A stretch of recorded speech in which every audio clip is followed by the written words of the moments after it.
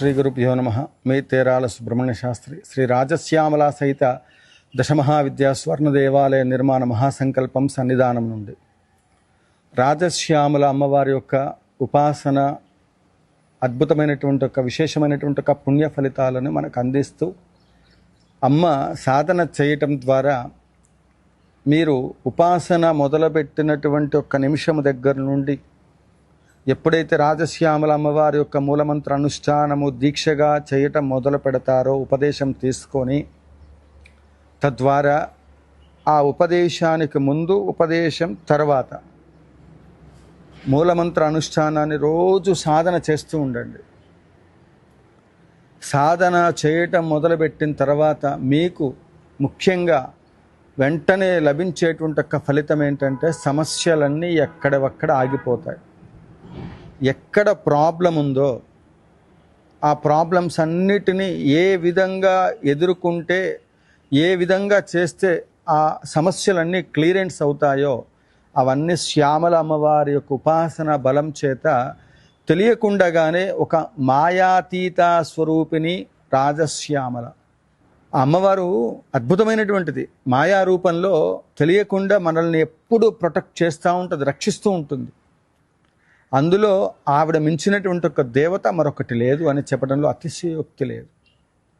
ఏ దేవత దగ్గరికి వెళ్ళినా ఒక ప్రదక్షిణాలు చేస్తేనో లేకపోతే ఇంకోటో చేస్తేనో అమ్మవారు ఆయా దేవతల దగ్గర నుండి వాళ్ళకు ఉండబడేటువంటి ఒక ఫలశ్రుతులను అనుసరించి ఆ రకమైనటువంటి ఒక ఫలితాలు వస్తాయి అనేటువంటిది ఋషులు మనకు అందించి ఉన్నారు. అమ్మవారి యొక్క మరి రాజశ్యామల అమ్మవారి గురించి తపస్సు చేసినటువంటి ఒక ఋషి పుంగవులు ఎందరో కూడా అమ్మ మేము చేసినటువంటి ఒక తపోశక్తి ద్వారా ఆయా దేవతలను ఉపాసన చేస్తే వచ్చేటువంటి ఒక ఫలితాలను మేము అనుభవాల్లో పొంది ఉన్నాము. కాబట్టి అందరి దేవతల యొక్క అనుగ్రహాన్ని పొందటానికి ఏ దేవతనైతే ఉపాసన చేస్తే ఏ దేవత అనుగ్రహం లభిస్తే ఇక్కడ కావలసినటువంటి ఒక భోగము తర్వాత మోక్షము ఈ రెండూ కూడా ఏకకాలంలో లభించేటువంటి ఒక శ్యామల అమ్మవారి యొక్క మరి అనుగ్రహం మాకు ఎప్పటికీ ఉండేటట్లుగా అమ్మని ప్రత్యక్షం చేసుకుని అమ్మ దగ్గర నుండి వారు పొందిన వరాలు ఏంటంటే ఋషులు ఎప్పుడూ కూడా వారు తపస్సు చేసి మాకేం కావాలని వాళ్ళ స్వప్రయోజనాల కోసం ఎప్పుడు ఏ ఋషులు కూడా వాళ్ళ స్వప్రయోజనాల కోసమో స్వార్థం కోసమో తపస్సు చేసి యజ్ఞాలు యాగాలు చేసి భగవంతుడిని ప్రత్యక్షంగా వాళ్ళు దర్శనం ఇచ్చిన తర్వాత ఏం వరం కావాలి అని అడిగితే ఏ క్షేత్రానికి వెళ్ళినా ఆయా ఋషులు కోరింది ఏంటంటే ఏ దేవతను అక్కడ వాళ్ళు ప్రతిష్ఠ చేసినా ఇక్కడ మనల్ని ఉద్ధరింప చేయడానికి మనం అంతంత కష్టపడి అంత తపస్సు చేయలేమనే ఉద్దేశంతో ఋషులందరూ కూడా తపస్సు చేసిన ప్రతి క్షేత్రంలో ఆ దేవత దర్శనం ఇచ్చిన తర్వాత ఆ రూపంలో ఆ క్షేత్రంలో వాళ్ళందరూ ఆ భక్తుల యొక్క కోరికలు తీరాలనే తపస్సు చేశారు.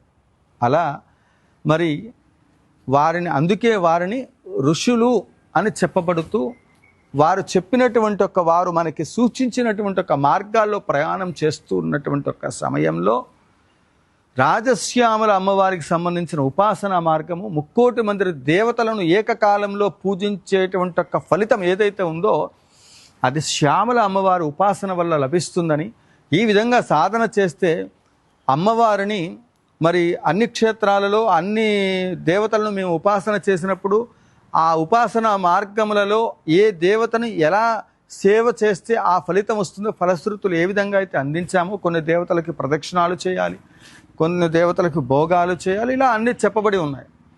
ఇవన్నీ కూడా ఆలస్యం అవుతున్నటువంటి మరి పరిస్థితులలో రాజమాతంగి రాజశ్యామల అని ఎవరైతే శ్యామల అమ్మవారిని రాజమాతంగి అంటే అమ్మవారు తక్షణమే పలుకుతుంది. రాజమాతంగీశ్వరి, స్వర్ణ రాజమాతంగీశ్వరి, ఈవిడికి అనేక పేర్లు. ఏ రూపంలో ఏ రకంగా పిలిచినా రాజశ్యామల అని పిలిచినా రాజమాతంగీశ్వరి అని పిలిచిన ఆ ఋషి ఇచ్చినటువంటి ఒక వరం ఏంటంటే భగవంతుడు అమ్మవారి దగ్గర నుంచి వరం పొంది మనకు అందించినటువంటి ఒక అదృష్టం ఏంటంటే స్మరణ మాత్రం చేతనే మీరు ఎక్కడ నిలబడితే అక్కడ అమ్మవారిని స్మరణ చేసి ఆ సాంప్రదాయబద్ధంగా ఆ ఋషులు ఇచ్చినటువంటి మరి సశాస్త్రీయమైన పద్ధతుల ద్వారా 25 సంవత్సరాలుగా యాగాలు చేస్తూ ప్రతిష్ఠించినటువంటి ఒక యంత్రముల ద్వారా, శక్తి ద్వారా ఈ శక్తిని ఈ ప్రపంచం మొత్తానికి కూడా అందించి ఆలస్యం లేకుండా భక్తులు కోరిన కోరికలు తీరడానికి కావలసిన ఆ యంత్రానికి జరిగే యజ్ఞ యాగాది క్రతువుల ద్వారా భక్తులు వాళ్ళు ఎక్కడ ఉన్నప్పటికీ కూడా అమ్మవారే ప్రత్యక్షమై, అమ్మవారే మన ఎదురుగా ఉండి, భక్తా నీకేం కావాలని అడిగితే నాకు ఇది కావాలని ఏ విధంగా అయితే చెప్తారో కళ్ళు మూసుకొని అమ్మవారే నా ఎదురుగా ఉందని మీ కోరికను తెలియచేసి, అమ్మవారు అమ్మ నాకు ఈ కోరిక తీరితే నీ దర్శనానికి వస్తాను అని చెప్పి సత్తుపల్లిలో వేంచేస్తున్నటువంటి అమ్మ నీ దర్శనానికి వస్తానని చెప్పి, యాగశాలలో నిన్ను చూడటానికి వస్తానని చెప్పి దండం పెట్టుకోండి. ఇప్పుడేమో పరోక్షంగా దండం పెట్టుకోండి, అమ్మ రాజశ్యామల నా కోరిక తీర్చి నీ మహిమ చూపించు, నీవు నాకున్న ఈ సమస్యని, ఈ కష్టాన్ని, ఈ కోరికను తీర్చు, అది తీరగానే నీ దగ్గరికి వస్తానని దండం పెట్టుకోండి. దీనికి పెట్టుబడి ఏముంది? మిమ్మల్ని ఎవరైనా లక్షల డబ్బులు అడిగారా? లేదు. మీ ఆస్తులు ఏమైనా రాసిమ్మన్నారా? ఏం లేదే. ఒక్క నిమిషం ఈ వీడియో చూసిన వెంటనే అమ్మ మా కోరిక తీర్చు అని అమ్మవారిని మనస్ఫూర్తిగా కోరుకోండి. దీంట్లో ఆ కోరిన కోరిక తీరిన తర్వాత కూడా అమ్మవారికి 9 ప్రదక్షిణాలు చేసి చూడండి, ఎంత అద్భుతమైనటువంటి ఒక ఫలశ్రుతో ఋషులు మనకు అందించింది. పిలిచిన వెంటనే పలుకుతుందిట, పలికిన వెంటనే మన కోరికలు తీరుస్తుందిట, తీర్చిన తర్వాత అమ్మ దర్శనానికి రమ్మంటున్నాం. నువ్వు రాకపోయినా అమ్మ రాలేకపోతున్నానని దండం పెట్టండి, తప్పేమిలే. మీరు మీ ప్రాబ్లమ్స్లో నుంచి బయటికి రావడానికే 25 ఏళ్ళుగా ఏకకాలంలో ఇదే వీడియోని స్టూడియోకి వచ్చి చెప్పవచ్చు.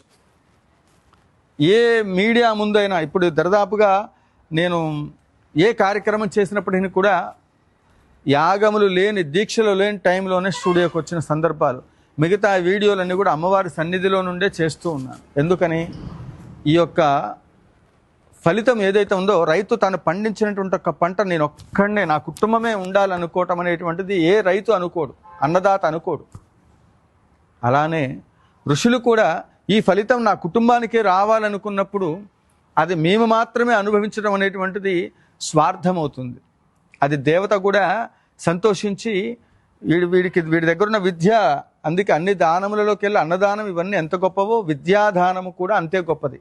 అందువల్ల మీరందరూ కూడా ఓం ఐం హ్రీం శ్రీం శ్రీ రాజమాతంగీశ్వర్యే నమః, ఓం ఐం హ్రీం శ్రీం శ్రీ రాజమాతంగీశ్వర్యే నమః అని రోజు నించున్నా, కూర్చున్నా, పడుకున్నా, ఏం చేసినా ఈ మంత్రాన్ని మదిలో అనుకుంటూ ఉండండి. మీ జీవితాల్లో అద్భుతాలు జరుగుతాయి.